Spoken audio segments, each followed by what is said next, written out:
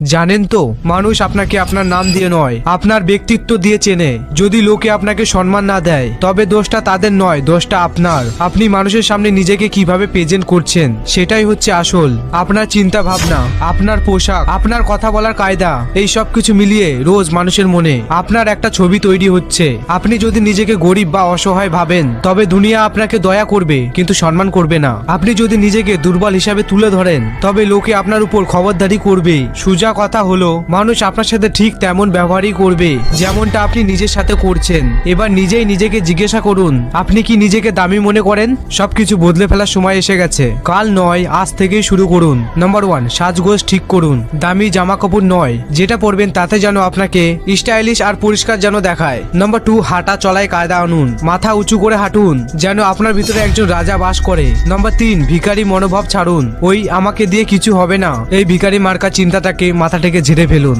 মনে রাখবেন, দুনিয়াটা একটা আয়নার মতন। আপনি যেমন নিজেকে দেখাবেন, দুনিয়াও আপনাকে তেমনটা ফিরিয়ে দেবে। জানি আমার এই কড়া কথাগুলো সবার হজম হবে না, তাতে আমার কিছু যায় আসে না। তবে যদি নিজেকে বদলাতে চান, তবে আমাকে ফলো করে রাখুন। রোজ আপনাকে একটু একটু করে এমন ভাবে তৈরি করব, যাতে একদিন আপনি নিজেই নিজের উপর গর্ব করতে পারেন। আশা করি ভালো থাকবেন। আবার দেখা হচ্ছে পরের ভিডিওতে।